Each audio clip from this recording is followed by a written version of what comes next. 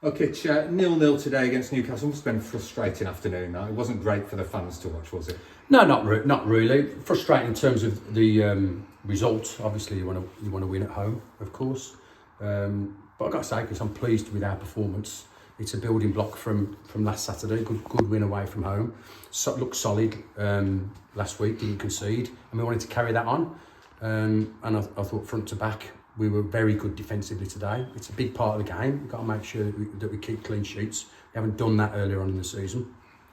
And we've done that today. I thought we looked strong defensively. I would have liked us to create more in the final third. But I thought in terms of possession, they were very good. They're a good side. I watched them Tuesday. I knew what a threat they would be. So I knew they'd have a lot of the ball. I thought out of possession we were really good shape-wise. And in possession, we were good today. You know, we played some really good stuff in our defensive third and the middle third, but we just wanted that more of a cutting edge in the final third, which we had at times. And I think over the balance of the 90 minutes, we probably had the better chances to win it. Cayman's chance at the end, Coqueline's chance with 10 to go, and a couple of half chances first half. So yeah, disappointed with the result, but I'm pleased with the performance. We started off really on top, didn't we? You know, the first 15, I thought, you know, this has got the makings of a 2 or 3-0 scoreline, but Newcastle seemed to settle into it, and from then on it was a fairly even contest, albeit, you know, we had a lot of the ball and looked good on the ball. Yeah. I mean, we did. You're right. The first 15 minutes, we got a bit of territory. We had a couple of half decent chances. I would have liked us to work the goalkeeper a little bit more, but I knew what threat Newcastle possessed. Like I say, I watched them Tuesday. They're a good side, good young side. You know, they've put a really good side together there, and they'll be good this season. They'll take points off teams. So we knew they'd have a lot of the ball. So we worked Thursday night, and we talked about what our shape would look like out of possession. And I thought we were excellent today out of possession. We've limited them to very little. You know, Aaron hasn't really had a save to make. So out of possession and being compact and our shape being right, we were good today.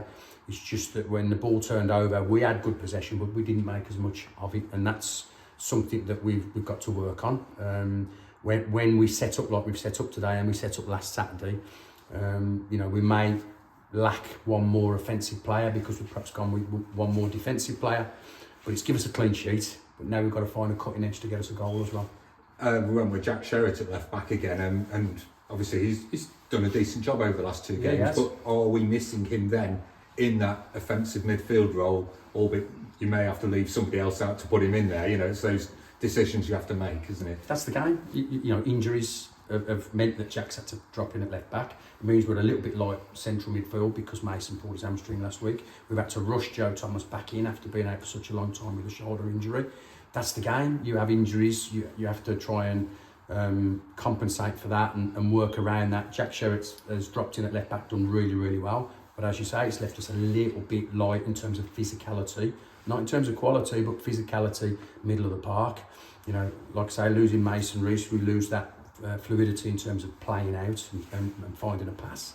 And you have to juggle the balls and find a way to try and get a result.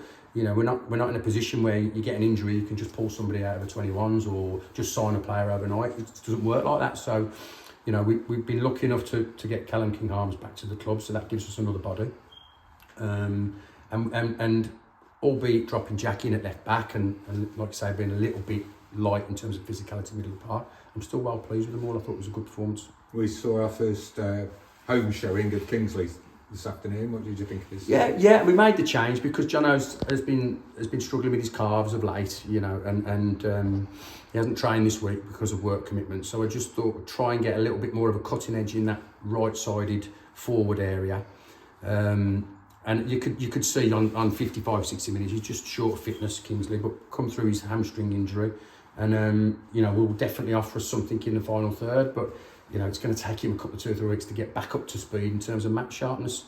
We always knew we'd got Jono to come on then, and obviously Callum King-Harms and Callum Wilson as well. So we're well blessed in terms of the wide areas of the 9 in Coqueline and Cayman. So pleased with that, but we need to try and create something or create more in that final third to get the goals.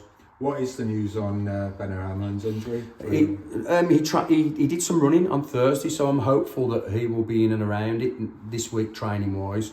Next Saturday might come a little bit too soon for him, but probably only a week, 10 days away, so that's pleasing. So from a couple of weeks ago, looking for needing a left back, you're prepared to buy time. Yeah, we won't do anything now in the market in terms of bringing another full back in, because we've got Jack who's done really well there. Jimmy can always drop in at left back if we have a problem. We've got Tomasi who can go in at centre half.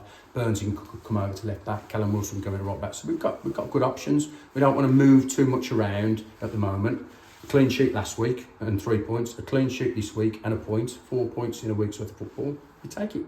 And on to Runcorn next week. Another tough test, obviously. They're all tough, and another team that will be wanting to come here and take points. Yeah, most definitely a good side. You know for me, the Runcorn will be up there. They're a good side, solid squad. Kept a lot of it together over the summer, and it'll be a test. They're all tests, Chris. It's so difficult to get points in this division. You can't look at the fixture list on a Saturday morning and go, well, they'll beat them.